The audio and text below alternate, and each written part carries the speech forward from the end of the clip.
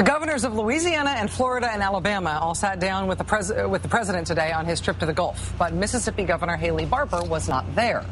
And on this show, when we want to know more about what's going on with a politician and why, we turn to Kent Jones and TMI. Hi, Kent. Hi, Rachel. Mississippi Governor Haley Barbour has had, let's say, a unique perspective on what's been happening in the Gulf.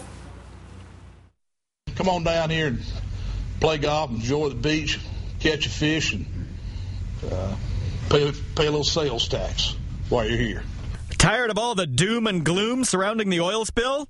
Wouldn't it be nice if someone were a little more upbeat? There is not certainty here that this is Armageddon, that something terrible is going to happen. We may have as the Secretary says, we may be hit by Sheen, which is negative impact, but not a great big impact. Certainly not a catastrophe. People need to understand, don't be frantic. Mississippi's Republican Governor Haley Barbour looks at the BP oil disaster looming off the coast of his own state and sees not devastating corporate malfeasance, but an accident. It's not Armageddon, it's a Sheen. The news coverage is killing our tourist business. Everybody thinks that the Gulf Coast all the way around is ankle deep in oil, and of course it's not. Why does the media have to be such a Debbie Downer? It's just oil.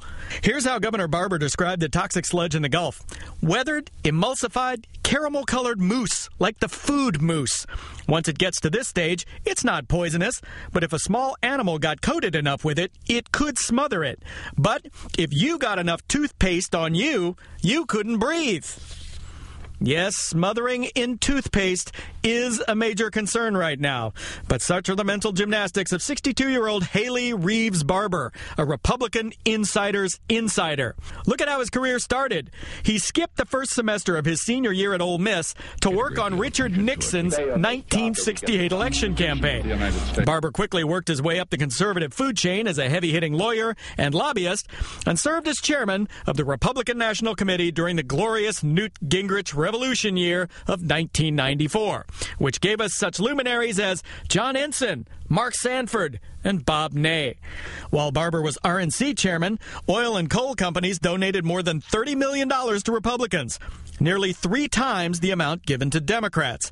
Oil and gas and utility industries were also a major contributor to Barbour's Mississippi gubernatorial campaigns, to the tune of $1.8 million. So, when something like a disastrous oil spill comes along, who's going to fight to keep the giant oil company accountable? Governor Haley Barbour? Really? He told the Mississippi Manufacturers Association, quote, "A bunch of liberal elites were hoping this would be the 3-mile island of offshore drilling." As if, in Barbour's world, not only does America need to keep drilling now, we need to drill in shallower waters. I think the Secretary's moratorium last week on shallow water drilling was absolutely uncalled for, and I hope it's been lifted. Yeah, what could possibly go wrong? And if it does, well, it's not like it's bad, right? After all, Barbour thought the current spill was only as bad as the gas sheen commonly found around ski boats. Quote, "We don't wash our face in it, but it doesn't stop us from jumping off the boat to ski."